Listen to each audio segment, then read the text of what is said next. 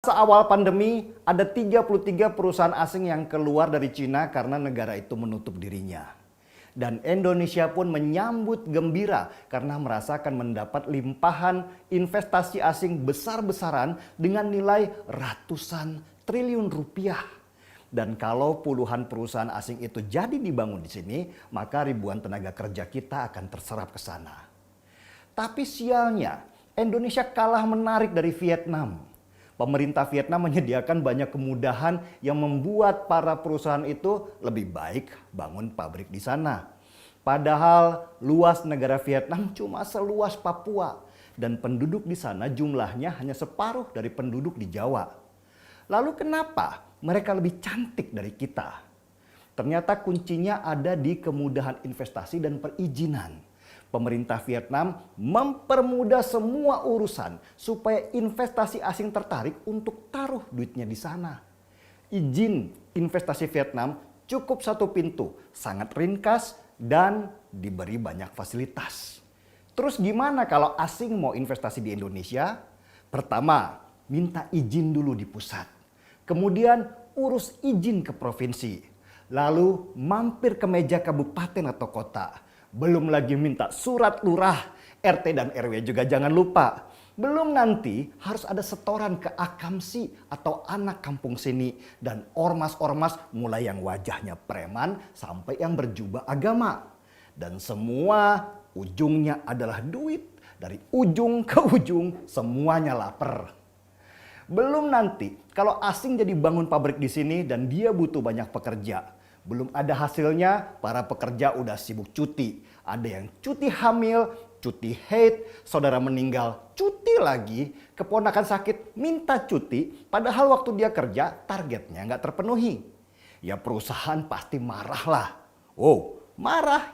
Oke lah, datang ke serikat pekerja, kemudian demo perusahaan, takut-takuti. Kalau perusahaan agak lembek sedikit, langsung tuntut kenaikan gaji karena pengen bisa nyicil motor Kawasaki. Nanti bikin spanduk besar-besaran dengan tulisan usir Cina. Puyeng kan? Lah, kalian kalau punya duit, apa mau sih investasi di sini? Ya enggak lah, mending di Vietnam. Urusannya cuma satu pintu, yaitu pemerintah. Urusan lain biar pemerintah Vietnam yang urus. Nggak ada yang berani demo di Vietnam. Demo sedikit hilang. Jadi buruh di Vietnam, lu lebih baik kerja aja, nggak usah sok protes segala. Pemerintah Vietnam yang ngurusi segala macam, yang penting lu bisa kecukupan. Kalau pengen hidup lebih, ya wira swasta, jangan jadi buruh pabrikan. Itu adalah pilihan. Itulah kenapa banyak perusahaan asing lebih suka bikin pabrik di Vietnam atau Singapura. Karena model kedua negara itu sama, tidak ada demokrasi yang kebablasan kayak di Indonesia. Inilah yang membuat Jokowi geram. Kalau gini terus, kapan negara ini majunya? Sudah banyak perusahaan di sini yang kabur, dari luar nggak ada pula yang mau datang. Terus kapan kita bisa menekan pengangguran? Kalau pengangguran semakin besar, kita bisa menjadi negara miskin ke depannya. Dan akhirnya disusunlah rencana undang-undang yang dirangkum dalam konsep Omnibus Law. Pengertian dari Omnibus Law adalah aturan yang memangkas aturan-aturan lain menjadi hanya satu aturan saja. Dengan begitu, semua perizinan, investasi, dan masalah tenaga kerja sekarang semua jadi urusan pusat, bukan lagi urusan daerah. Pusat menjadi superpower dalam hal perizinan investasi dan ketenaga kerjaan. Miriplah di Vietnam dan Singapura, daerah menjadi pelaksana. Inilah yang diributkan banyak daerah. Daerah yang biasanya dapat banyak cuan dari masalah perizinan dan investasi, mendadak harus kehilangan rezekinya. Semua diurusi oleh pusat. Banyak kepala daerah yang biasanya kaya dari masalah izin-izin itu sekarang jadi manyun. Nggak dapat proyek lagi. Karena itulah banyak dari kepala daerah yang menolak awalnya karena kewenangan mereka jadi terbatas. Tapi ya kalau nggak digituin, kapan negara lain mau tertarik sama negara kita? Belum lagi masalah pekerja, ini yang lebih ramai lagi. Seperti biasa, banyak buruh yang merasa terancam dengan munculnya RUU Cipta Kerja. Mereka merasa banyak hal yang tidak sesuai dengan keinginan mereka. Mulai dari masalah gaji, masalah libur, masalah kontrak kerja, dan sistem PHK. Ruwet lah pokoknya. Namanya mau berubah, pasti ada yang setuju dan ada yang tidak. Yang tidak setuju ya seperti Konfederasi Serikat Pekerja Indonesia atau KSPI pimpinannya Said Iqbal. Kalau ini sih kayaknya emang demen aja demo. Apa-apa di demo. Kali ini KSPI mengancam mogok nasional dan mengklaim jutaan buruh akan ikut bersama mereka. Benarkah begitu?